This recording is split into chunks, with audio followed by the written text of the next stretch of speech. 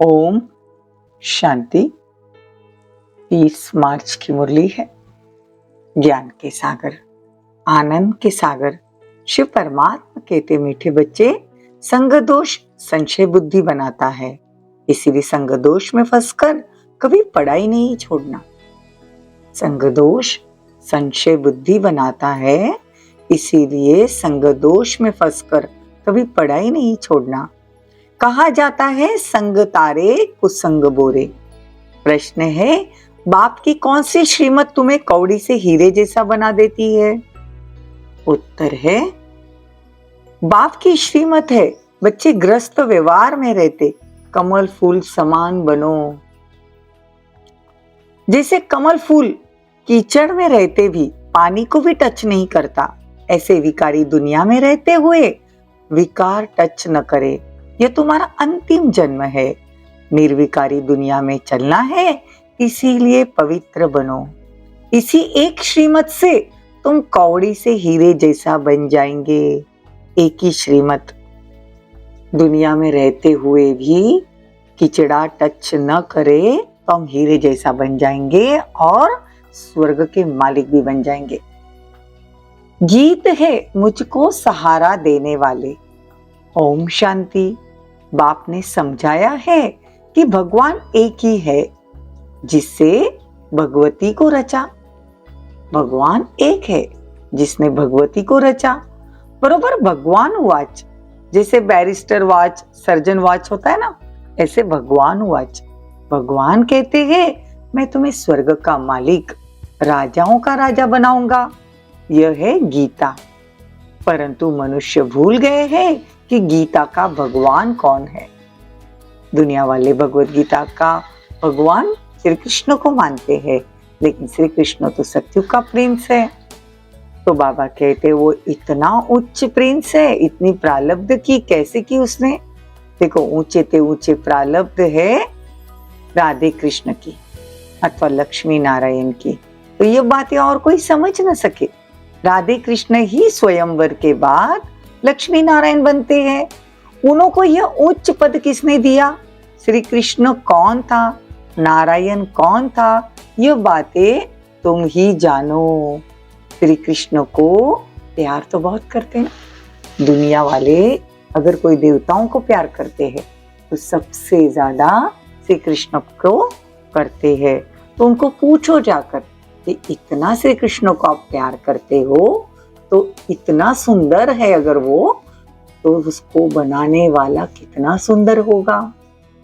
तो फिर बाबा का परिचय देना शुरू करना चाहिए, ऐसा समझाना चाहिए। बाबा कहते हैं ऐसा उसको बनाया किसने?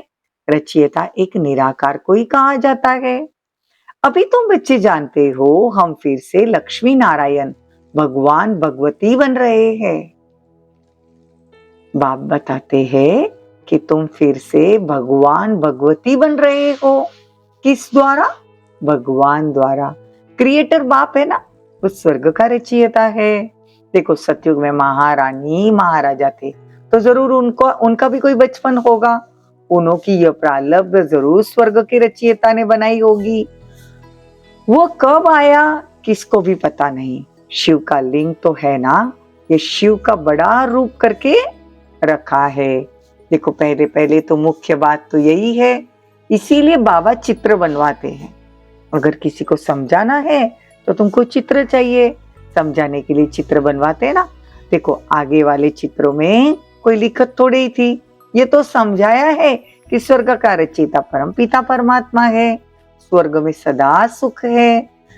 क्यों इतने सब मनुष्य वहां होंगे? क्या इतने मनुष्य वहां होंगे? पहले छोटा झाड़ होता है, फिर बढ़ता जाता है। सतयुग में इतने मनुष्य नहीं होते। बाबा कहते पहले सतयुग में 9 लाख थे, फिर सतयुग खत्म होते होते 2 करोड़ हुए, त्रेता खत्म होते होते 33 कोटि हो गए। तो बाबा कहते स्टार्टिंग में झाड़ छोटा होता है, नरक में तो बहुत होता है। अभी देखो मनुष्य की संख्या कितनी है। स्वर्ग में सिर्फ देवी देवताओं की राजधानी थी। आज से 5000 वर्ष पहले लक्ष्मी नारायण का राज्य था, वो तो पास्ट हो गया। बाप कहते हैं कि मैं तो सुखधाम रचूंगा, मैं थोड़ी ही बच्चों को रचकर दुखी बनाऊंगा, दुखधाम में थोड़ी भेजेंगे। तुम जानते हो सतयुग त्रेता द्वापर कलयुग होना है, सतयुग का अंत त्रेता के आदि का संगम कोई कल्याणकारी नहीं। संगम तो हर जगह आता है, सतयुग त्रेता के बीच में संगम, त्रेता और द्वापर के बीच में संगम, और द्वापर और कलयुग का बीच का संगम। लेकिन बाबा आते हैं कलयुग का अंत का संगम, जो सतयुग की आदि का बीच का समय है, उसमें बाबा आते हैं। क्योंकि सतयुग में जो 16 कला संपूर्ण है, वही देवी देवता फिर 14 कला बन जाते हैं, तो वह कल्याणकारी युग थोड़े ही हुआ। तो संगम युग ही कल्याणकारी युग हुआ ना। तो बाबा समझाते हैं कि त्रेता के अंत द्वापर के युग आदि का भी संगम हुआ, परंतु वहां कलाएं कम होती जाती है। सतो प्रधान, सतो रजो में सबको आना है। तो बाबा कहते सारी दुनिया दुखी है। इसको कहा जाता है आरफन की दुनिया, कोई धनी धोरी नहीं। देखो, घर में माँ बाप नहीं होते ना, तो सभी आपस में लड़ते झगड़ते हैं, तो उसको कहा जाता है निधन के बच्चे। तो बाबा कहते हैं कि जानवर भी लड़ते हैं, कोई धनी धोरी नहीं। धनी तो है बाप रचेता, उसके आने से ही सब बच्चे धन के बन जाते हैं। बाप बच्चों को शांतिधाम और सुखधाम में ले जाते हैं।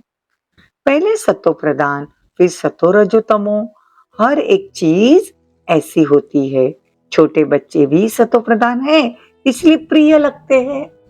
देखो, हर एक की अवस्था भी सतो प्रधान, सतो रजो, और बुढ़ापा आते आते तमो हो जाती है। तो हर एक चीज, मतलब प्रकृति भी सतो रजो तमो, योग भी सतो रजो तमो। देखो, सतयुग का युग कैसा था, सतो प्रधान। अभी कलयुग तमो प्रधान। बच्चे छोटे होते हैं तो सतो प्रधान, महात्मा का रूप रहते, बहुत सच्चे होते हैं।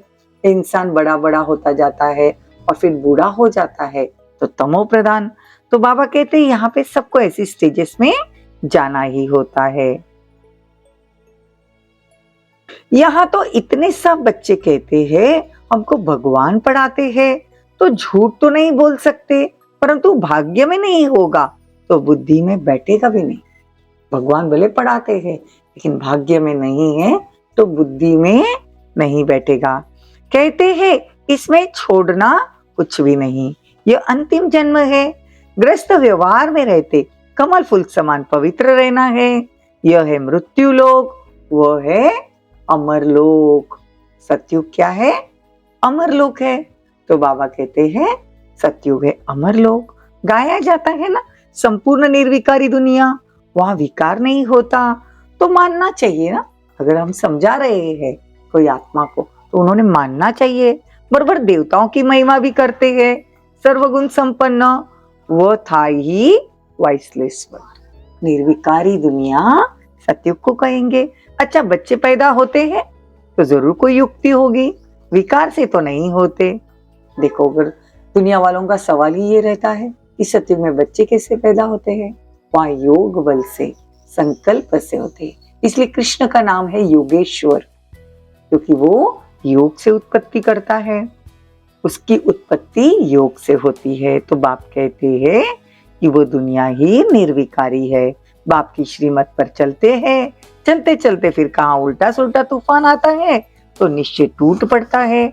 माया से हारे हार खा लेते हैं। निश्चय में संशय आ जाता है तो वर्षा मिल न सके। कितना सहज है, बाबा कहते कितना सहज है। ब्रह्मा द्वारा स्वर्ग की स्थापना सो तो हो ही रही है, बाकी सब हिसाब किताब चुप्त कर मुक्तिधाम चले जाएंगे। सतयुग में तुमको सच्चा सुख मिलता है। वैकुंठ का नाम तो मशहूर है, बरोबर लक्ष्मी नारायण का राज्य था, मनुष्यों को तो कुछ भी पता नहीं। देखो, बाबा कहते हैं कि अब ये महाभारत लड़ाई लगने वाली है, तो इन झंझटों को हटाए, सभी झगड़े खत्म कर दो। बाबा कहते हैं मास्टर सर्वशक्तिवान बन, सर्वशक्तिवान बाप के साथ रहो। कहते अगर तुम मेरी मत पर चलेंगे तो मैं तुमको स्वर्ग का मालिक बनाऊंगा। तुम मेरी श्रीमत पर ऐसे श्रेष्ठ बन जाएंगे। कैसे? कल्प कल्पांतर श्रेष्ठ बनते हैं, लक्ष्मी नारायण जैसे। अब फिर तुमको कौड़ी से हीरे जैसा बनाता हूँ, तो श्रीमत पर चलना चाहिए ना। बाबा कितना सहज समझाते हैं। अच्छा, मीठी मीठी सिकीलते बच्चों प्रति माता पिता बाप दादा का याद प्यार और गुड मॉर्निंग। रूहानी बाप की रूहानी बच्चों को नमस्ते। हम रूहानी बच्चों की रूहानी माता पिता बाप दादा को याद प्यार गुड मॉर्निंग नमस्ते थैंक यू बहुत बहुत शुक्रिया। धारणा के लिए मुख्य सार, किसी भी तूफान के कारण निश्चय में कमी न आए, इसके लिए संग दोष से अपनी संभाल करनी है, श्रीमत पर पूरा चलना है। इस अंतिम जन्म में श्रीमत पर संपूर्ण निर्विकारी जरूर बनना है। विकारी दुनिया में रहते हुए विकार टच न करे, यह संभाल करनी है। वरदान, अपने हर कर्म द्वारा दिव्यता की अनुभूति कराने वाले दिव्य जीवनधारी भव। कितना सुंदर वरदान है। अपने हर कर्म द्वारा दिव्यता की अनुभूति कराने वाले दिव्य जीवनधारी भव। हम कहां भी कार्य कर रहे हो, लेकिन हमारे कर्म ऐसे हो जो दिव्यता दिखाई दे, सामने वाले को अनुभूति हो ये दिव्य लोग जीवनधारी आत्माएं हैं, ये दिव्य जीवनधारी आत्माएं हैं। तो बाबा कहते हैं बाप दादा ने हर एक बच्चे को दिव्य जीवन अर्थात दिव्य संकल्प, दिव्य बोल, दिव्य कर्म करने वाली दिव्य मूर्तियां बनाया। देखो बाबा रोज के कैसे संकल्प करने हैं, कार्य व्यवहार में कैसे बोल होने चाहिए, कैसे कर्म होने चाहिए, बाबा कहते मैं रोज सिखाता हूँ। दिव्यता संगम युगी ब्राह्मणों का श्रेष्ठ श्रृंगार है। दिव्य जीवनधारी आत्मा किसी भी आत्मा को अपने हर कर्म द्वारा साधारणता से परे दिव्यता की अनुभूति कराएगी। कोई भी आत्मा अपने संपर्क में आती है तो पहले ही हमारे कर्म, बोल और संकल्प, हमारी सोच से सामने वाला प्रभावित होना ही चाहिए। दिव्य जन्मधारी ब्राह्मण तन से साधारण कर्म और मन से साधारण संकल्प नहीं कर सकते। अगर साधारण है तो ये रावण की प्रॉपर्टी है। हमारे कर्म, हमारा बोल, हमारा सोचना एकदम असाधारण हो। वे धन को भी साधारण रीति से कार्य में नहीं लगा सकते कि चलो पैसा कमाया और नॉर्मली जैसे लोग यूज करते हैं वैसे किया नहीं। वो धन को भी बड़े संभाल कर यूज करते हैं। स्लोगन, दिल से सदा यही गीत गाते रहो कि पाना था सो पा लिया, तो चेहरा खुशनुमा रहेगा। भगवान मिल गया, पाना था सो पा लिया, तो चेहरा खुशनुमा रहेगा। ओम शांति, ओम शांति।